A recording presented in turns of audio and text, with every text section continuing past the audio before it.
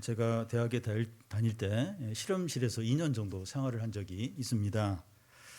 그런데 실험실 안에 제일 비싸고 사고가 나면 대형 사고가 날 수 있는 그런 실험 장비가 있었습니다. 그 실험 장비 앞에 보면 정면과 양옆과 뚜껑 위에 뭐라고 이제 빨간 글씨로 이제 크게 쓰여 있는가 하면 뚜껑을 꼭 닫고 스위치를 누르십시오 이렇게 되어 있습니다. 실험 장비를 사용할 때 당연히 이제 뚜껑을 닫고 이제 사용을 이제 하는 거죠. 그런데 사람이 급하게 하다 보면 잊어버릴 수 있는 겁니다. 그래서 이제 당연한 말을 이제 여러 곳에 눈에 잘 띄게 반복해서 또 큰 글씨로 빨간 글씨로 이제 써 놓은 거죠. 중요한 것은 이 반복해서 말할 필요가 있습니다. 왜냐하면 사람들은 잘 잊어버릴 수 있고 익숙한 자기 방식대로 하기가 쉽기 때문이죠. 이 강의와 이 설교의 이제 차이가 뭔가 하면 이 좋은 강의는 지적이고 논리적이고 반복이 없고 군더더기가 없어야 합니다. 그런데 좋은 설교는 좋은 강의의 특징들도 가져야 되지만 어떤 부분을 반복하고 강조하고 또 논리적이지 않더라도 듣는 사람이 변화하고 결단하도록 그렇게 이제 하는 게 좋은 설교입니다. 성경은 지적이고 논리적이고 문학적으로 뛰어나지만 어떤 부분은 반복하면서 강조하는 것을 자주 볼 수 있습니다. 호세아서에서도 이런 점을 볼 수 있는데 하나님이 이제 호세아 선지자를 통해서 연애하는 자를 쫓아간 고멜처럼 이 바알에게 빠져 있는 이스라엘 백성들에게 하나님께 돌아오라고 계속해서 말씀하고 있는 겁니다. 이 돌아오지 않으면 심판이 있다는 말을 반복해서 말하고 있습니다. 오늘 말씀인 5장에서도 3번의 반복을 통해서 하나님의 심판을 전하고 있는데요. 그 1절을 보면 제장들아 이를 들으라, 이스라엘 족속들아 깨달으라, 왕족들아 귀를 기울이라, 들으라 깨달으라 귀를 기울이라 같은 말이죠. 근데 3번이나 반복하면서 강조를 합니다. 이 5장 전체에서도 3번에 걸쳐서 들으라 이 말씀을 반복을 이제 하고 있습니다. 이 같은 말을 2번 정도만 하면 됐지 이렇게 반복하는 이유가 무엇입니까? 이렇게 반복해도 듣지 않기 때문입니다. 우리는 뉴스나 그 SNS에 도는 이제 정보나 소문이나 누군가가 보낸 문자 메시지를 민감하게 보지만 정작 하나님의 말씀은 소홀히 할 수 있습니다. 이스라엘 백성들은 호세아, 아모스, 요나 같은 선지자를 통해서 계속해서 이 심판의 메시지를 전하는데도 안 들어요. 안 듣습니다. 결국 이스라엘은 수없이 반복해서 들은 하나님의 심판의 그 메시지대로 아수르에게 망해서 포로로 잡혀가는 겁니다. 그렇게 아모스, 호세아, 요나 뛰어난 그 선지자들 계속해서 반복해서 심판의 메시지를 듣는데 안 들어요. 결국 그 심판의 메시지 안 듣던 심판의 메시지에 따라서 아수르에 망해서 포로로 끌려갔습니다. 산업재해 예방에 관련해서 하인리 법칙이라는 게 있는데 어떤 대형 사고가 발생하기 전 같은 원인으로 수십 차례 경미한 사고와 수백 번의 징후들이 반드시 나타난다는 통계적인 법칙입니다. 이게 무슨 얘기인가 하면 조금만 주의하면 세월호 사고나 이태원 참사 같은 그런 대형 사고는 일어나지 않는다는 거예요. 수십 번 계속 그런 징후가 있는데 다 무시했기 때문에 그런 엄청난 대형 사고가 일어난다는 거죠. 이스라엘 백성이 얼마나 고집스럽고 교만하고 어리석은가 하는 것을 보게 되는데 우리도 비슷합니다. 수십 번 들어도 안 바뀌어요. 믿지 않고 순종하지 않는 것들이 있습니다. 이 돈 문제나 건강 문제에 대한 조언에는 이제 민감하게 반응을 보이지만 이 말씀에는 반응하지 않을 수 있습니다.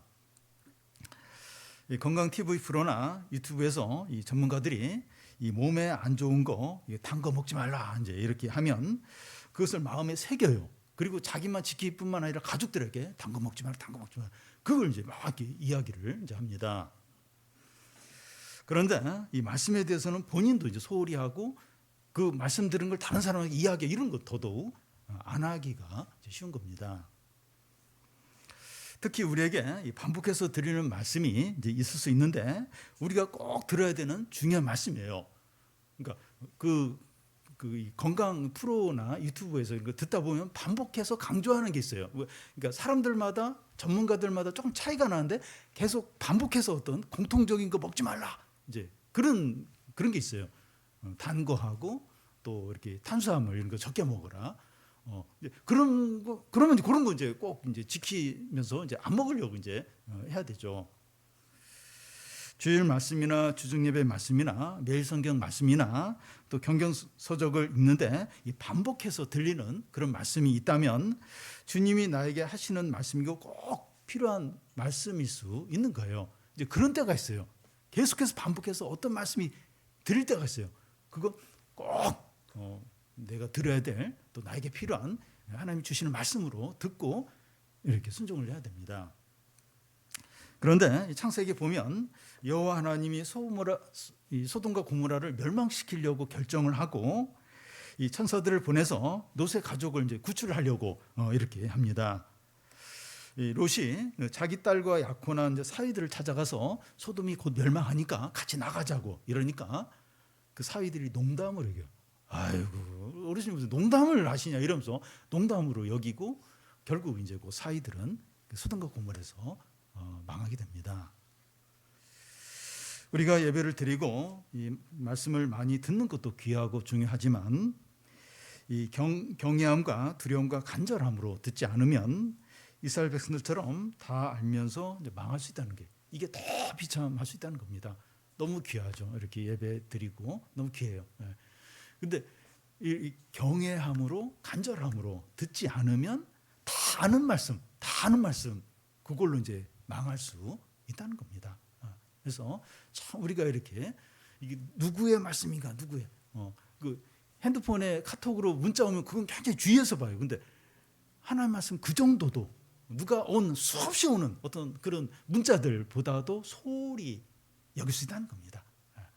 이렇게 경외함으로 두려움으로 이게 누구 말인가 하나님 말씀이고 반드시 이루어질 말씀인데 내가 이것을 소홀히 하면 어떻게 되겠는가 하면서 이렇게 말씀을 간절함으로 두려움으로 경외함으로 그렇게 이제 들어야 됩니다. 다음은 모든 것을 다 아시는 하나님입니다. 호세아는 이스라엘의 정치 지도자들과 이 종교 지도자들과 이 장로들에게 들으라 깨닫으라 하는데 무슨 말씀을 들으라는 겁니까? 1절 중간을 보면 너희에게 심판이 있다는 거예요. 심판은 징계고 또 벌받는 거죠. 재난이나 전쟁이나 전염병이 올 수 있는 겁니다. 이 태풍이 큰 것이 올라온다고 하면 이 태풍의 방향을 바꾸거나 이 태풍을 없앨 수는 없으니까 태풍의 피해가 최소화하도록 준비를 하게 됩니다. 하나님께서 호세아 선지자를 통해서 심판을 미리 말씀하시는 것은 피하라는 거죠. 심판이 오니까 이 심판을 받지 않도록 피하라는 거죠. 이 피하려면 왜 하나님께서 심판을 하시려고 하는지 그 이유를 알아야 됩니다. 그러니까 하나님이 심판이 온다는 거예요. 그 심판을 피하려면 왜 심판이 오는 거지? 그 이유를 알아야 피할 수 있는 거죠. 하나님께서 이스라엘을 심판하는 이유가 무엇입니까? 1절 중간부터 그 2절을 보면 너희가 미스바에 대하여 올무가 되며 다볼 위에 친 그물이 됨이라 패역자가 사륙지에 깊이 빠졌음에 내가 그들을 다 벌하노라. 이 미스바가 어떤 곳인가 하면 그 사무엘상에 보면 사무엘이 백성들을 다 모이게 해서 회개하고 큰 부흥이 이제 일어나면서 블레셋을 이기게 한 어떤 승리와 구원과 부흥의 장소입니다. 다볼은 이제 사사기에 나오는 곳인데 여선지자 드보라가 이 가나안 왕 야빈의 군대장관 시스라의 철병거를 부수고 하나님 백성다움을 회복한 그런 곳입니다. 미스바와 다볼은 하나님의 큰 구원과 이스라엘의 영적 회복이 일어난 이제 곳들인데 그리고 여기 다볼이라고 하는 것은 숲이 우거진 곳인데 그물을 쳐서 새들을 잡는 이제 그런 곳이기도 합니다. 그런데 지금 이스라엘의 지도자들이 미스바와 다볼이 어떤 곳이 되게 했다는 겁니까? 너희가 미스바에 대해서 올무가 되며 다볼 위에 그물이 되었다는 겁니다. 무슨 말인가 하면 그들이 미스바에서 그 우상에 이제 제단을 많이 만들어서 백성들이 그곳에 갔다가 올무에 걸리고 다볼도 우상 숭배 중심지가 되었다는 거예요. 그러니까 이 정치 종교 지도자들이 부흥의 장소였던 이 미스바와 다볼에 우상의 제단을 많이 만드는 거예요. 그래서 막 백성들이 그쪽으로 오도록 하는 거예요. 그래서 백성들이 우상 숭배에 빠지도록 덫에 걸리도록 그렇게 이제 만들었다는 겁니다. 이 신앙의 장소였던 두 곳이 우상 숭배에 빠지는 이 그물과 올무가 되어 사람들이 걸려 넘어지게 이제 했다는 겁니다.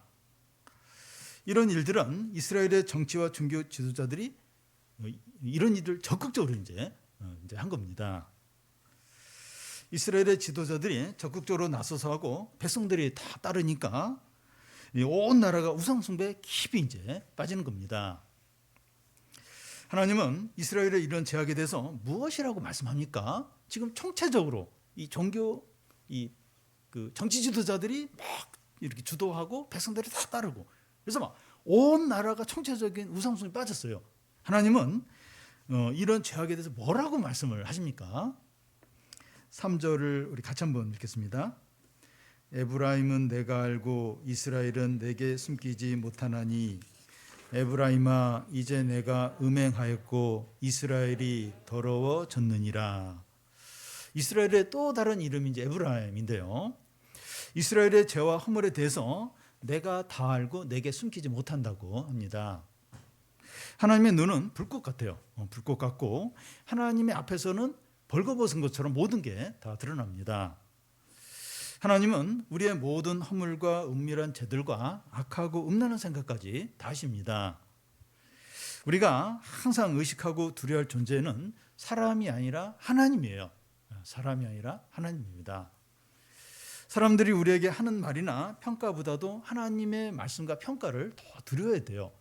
근데 우리는 이렇게 사람 눈치를 많이 봐요. 또 사람의 말들 막 상처받고 막 너무 하나님 말씀은 이렇게 별로 영향을 안 받고. 근데 우리가 진짜 두려워야 될 대상은 사람이 아니라 사람. 하나님. 사람이 뭔데? 사람이 무슨 말을 했는데? 사람의 평가가 뭔데? 어떻게 하나님보다 더 크게 여기고 하나님의 말씀보다도 하나님이 나를 어떻게 여기시는 이것보다도 사람을 더 어떻게 의식하고 더 두려워할 수 있느냐? 우리가 진짜 두려워야 될 사람이야 사람. 하나님을 진짜 두려워야 되죠. 하나님은 이스라엘 백성들을 다 아시면서 이제 평가를 하시는데 무엇이라고 이제 하십니까? 너가 음행했고 더럽다는 겁니다. 4절 중간에는 음란한 마음이 그곳에 있다고 하고 또 7절에서는 그들이 여호와께 정조를 지키지 아니하고 사생활을 낳았다고 합니다. 이런 표현들은 부부관계에 이제 사용하는 이제 말들이죠. 그런데 하나님께서 이스라엘 백성들의 죄를 말씀하시면서 하나님과 이스라엘 백성이 부부관계인 것처럼 그렇게 말씀을 하고 있습니다. 그런데 실제로 2장에 보면 여호와 하나님이 이스라엘 백성들에게 장가든다 이런 표현이 나와요. 내가 너희들에게 장가든다 이런 표현이 나옵니다. 이 얘기는 하나님과 이스라엘 백성들의 관계는 부부 관계라는 거예요. 부부 관계보다 더 친밀한 그런 이제 관계라는 거죠.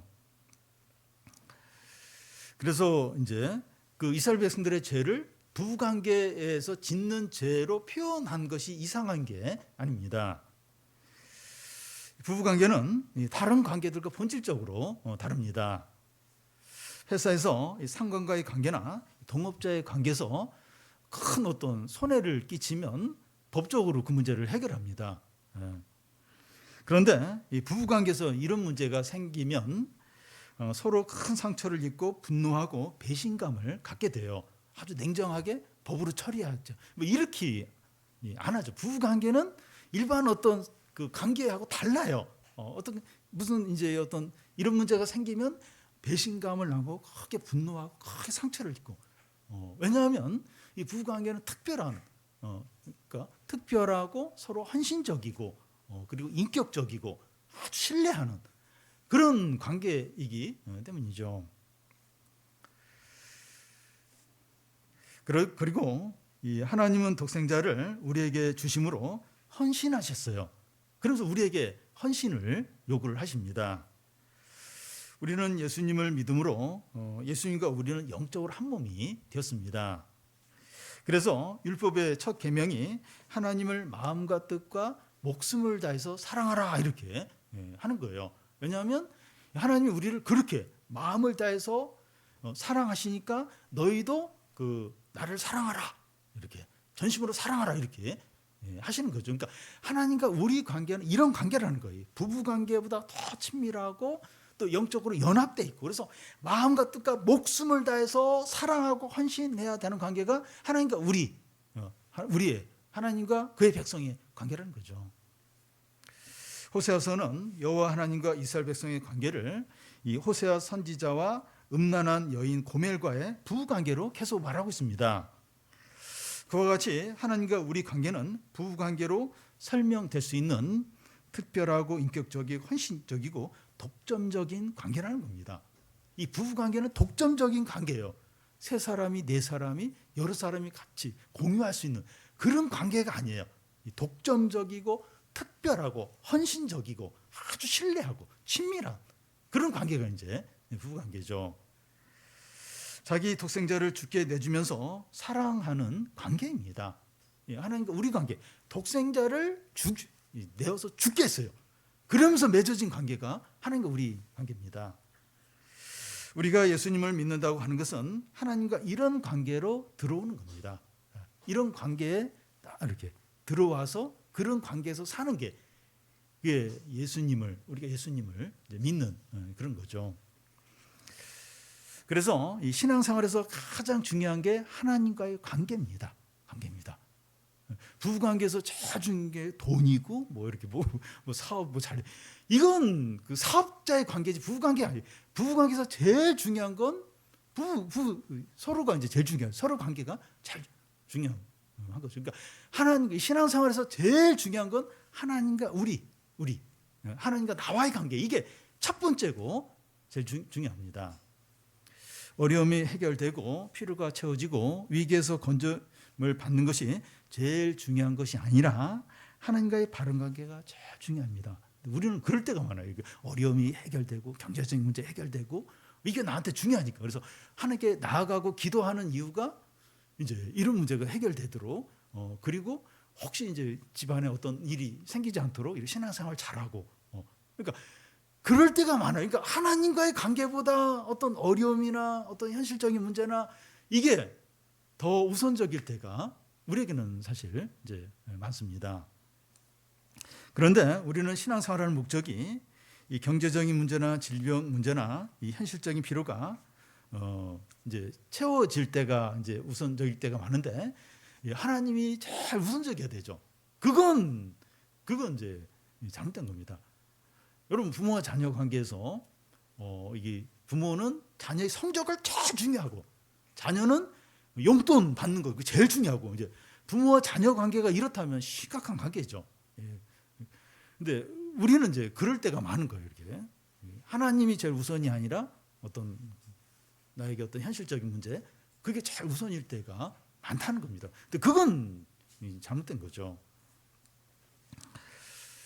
하나님을 사랑하고 기뻐하고 즐거워하고 감사하고 찬양하는 게 제일 먼저죠. 이 아이돌 가수 팬들을 보면 공연장에 가기 위해서 전날부터 이렇게 밤새워서 막 줄을 서고 그 입장료가 안 싸요. 보통 20만 원. 근데 이렇게 써요. 아깝지 않게 그 돈을 씁니다.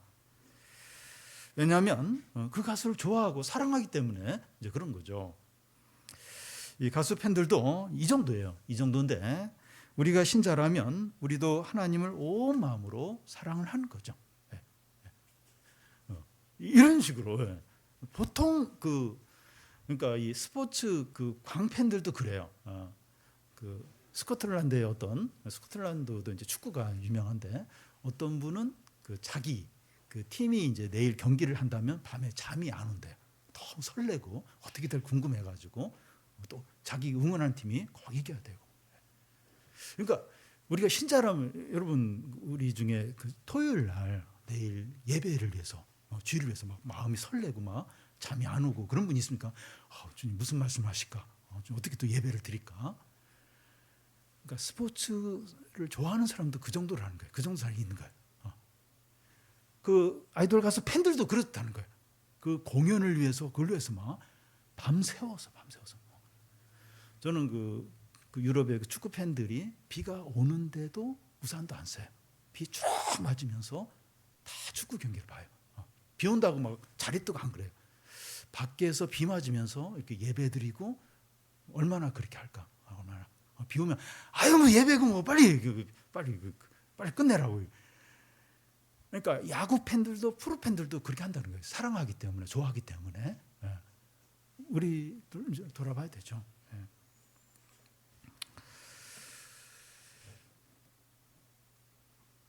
우상숭배가 가장 큰 죄가 되는 이유가 하나님과 우리 관계를 방해하고 깨트리는 것이기 때문입니다. 그러니까 도덕적인 윤리적인 죄보다도 이 우상숭배를 가장 심각하게, 왜냐하면 이 우상숭배가 하나님과 우리 관계를 방해 놓는 거예요. 깨트리는 거예요. 그래서 이제 거기에 대해서 계속해서 이렇게 진노를 이야기하고 심판을 이야기하고 하는 겁니다.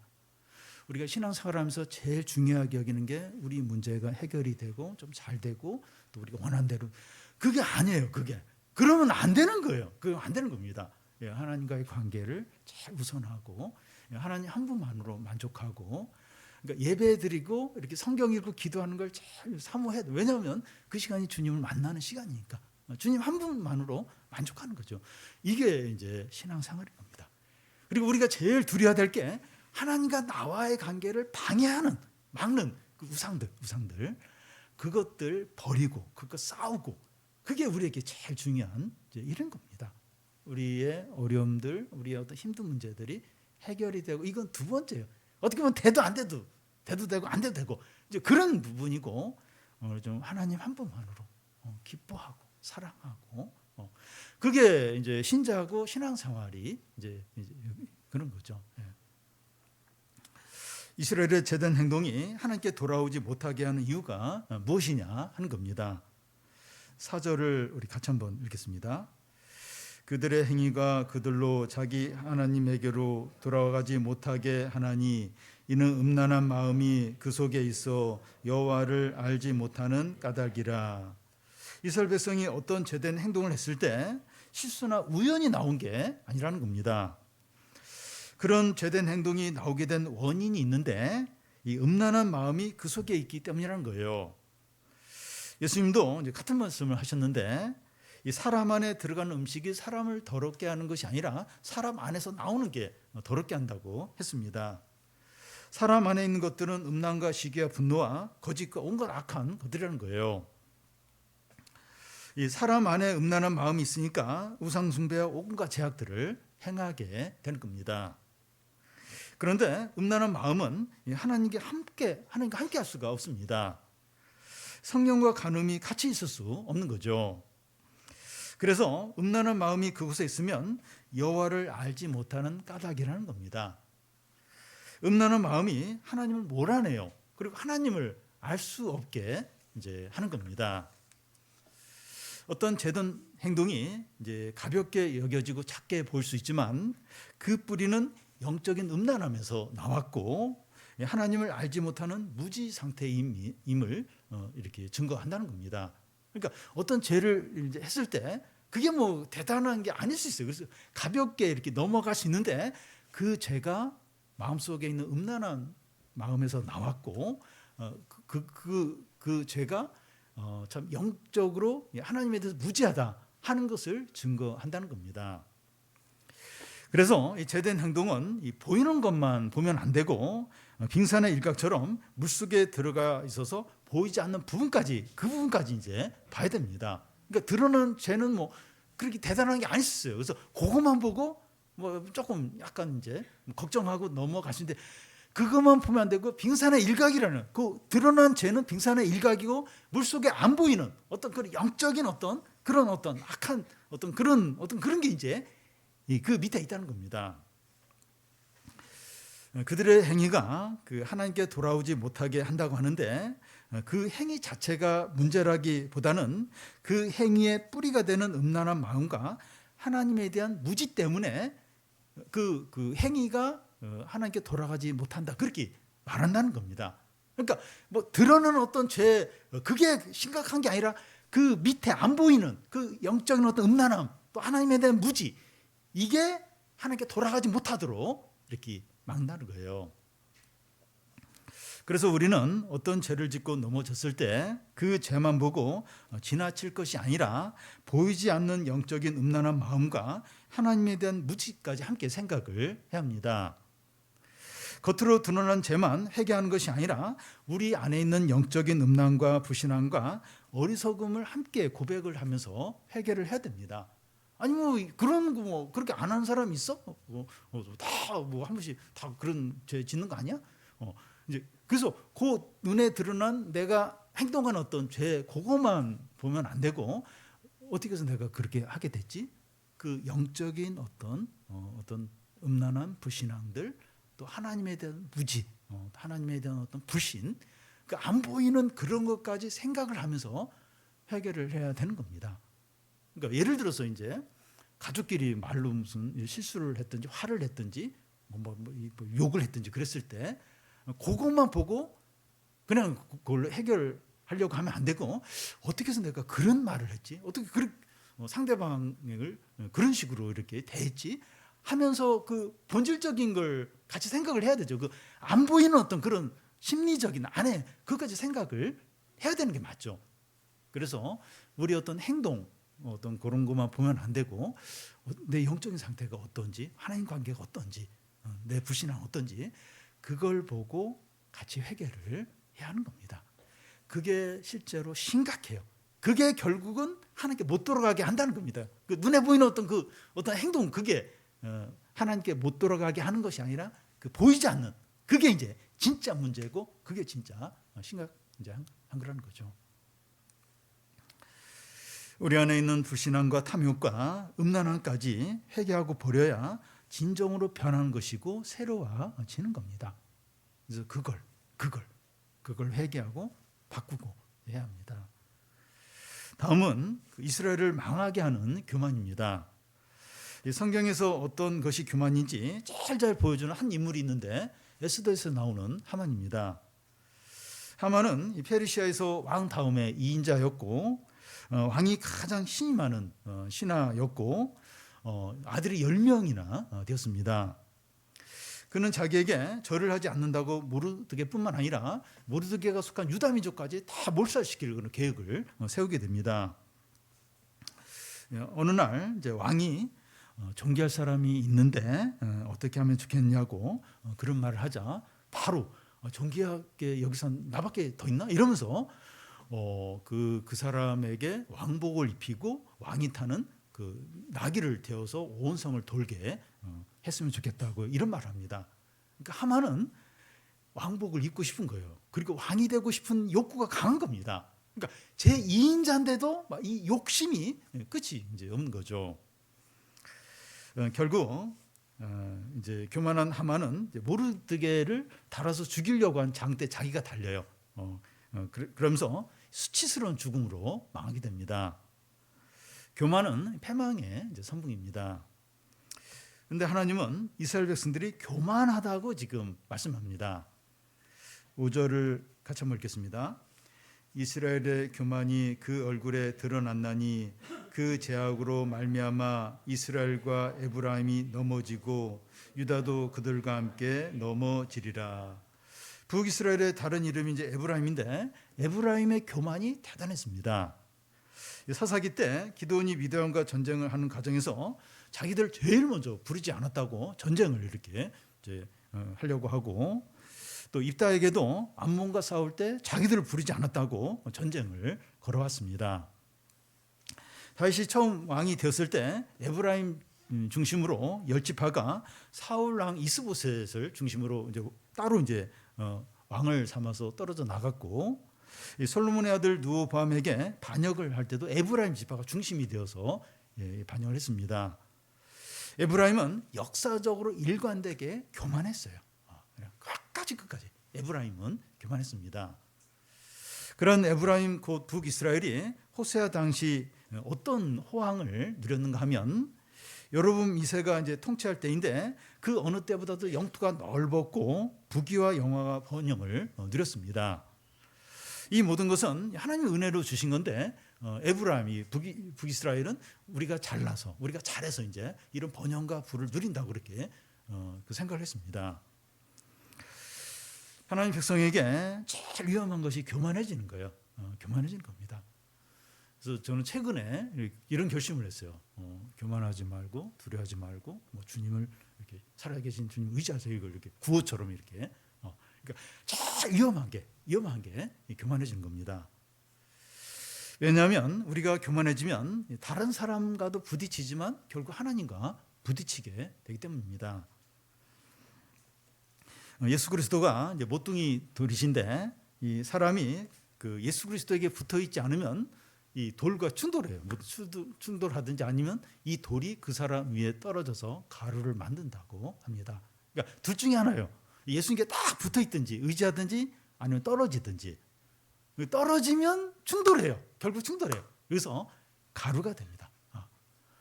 여러분 그 예수님과 충돌하는 게 어떤 건가 하면 큰 덤프트럭 자전거 타고 가다가 이렇게 조심하지 않다가 그 덤프트럭 충돌하는 것 같아요. 완전히 예수님과 충돌하는 게 그런 겁니다. 매사에 하나님의 말씀과 부딪혀요. 하나님의 대적이 됩니다. 교만하면 하나님과 대적이 돼요. 그러니까 매사에 말씀을 들을 때마다 부딪혀요. 이게 힘들어요. 힘듭니다. 행복할 수 없고 되는 일이 없고 평안할 수 없어요. 물론 이제 잘 될 수 있어요. 잘 될 수 있는데 일시적으로 잘 되는 거예요. 크게 망합니다. 왜냐하면 결국 주님과 충돌하기 때문에 하나님과 충돌하기 때문에 결국 이제 망할 수밖에 없습니다. 이스라엘의 교만이 그 얼굴에 드러났나니 이스라엘의 얼굴에 이 교만이 이제 드러났다고 하는 것은 이스라엘의 멸망이 드러났다는 겁니다. 그러니까 이스라엘 얼굴에 교만이 드러났다. 이 얘기는 이스라엘의 멸망이 드러났다는 그런 의미입니다.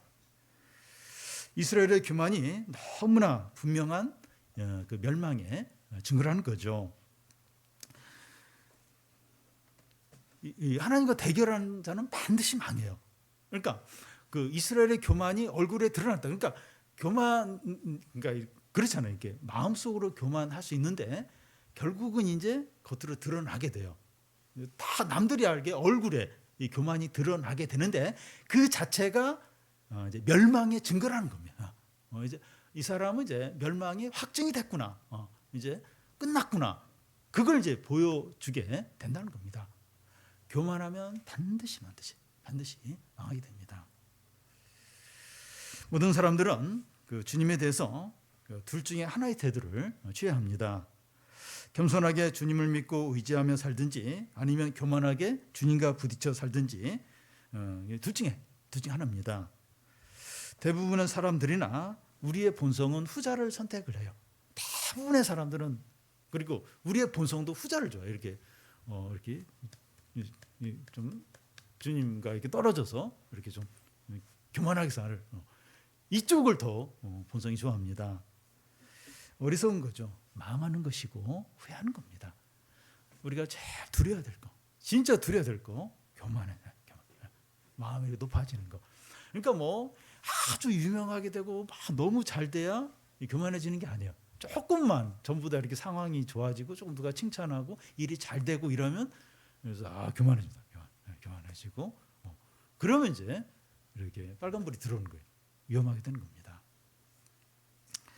만약에 우리가 교만한 자리에 있다면 빨리 내려와야 돼요. 빨리 내려오고 하나님의 주권을 인정하고 그의 뜻대로 사시기 바랍니다. 마지막으로 여호와를 찾아가지만 만나지 못하는 이스라엘이에요. 6절 7절을 한 절씩 교대로 읽겠습니다. 그들이 양떼와 소떼를 끌고 여호와를 찾으러 갈지라도 만나지 못할 것은 이미 그들에게서 떠나셨습니다.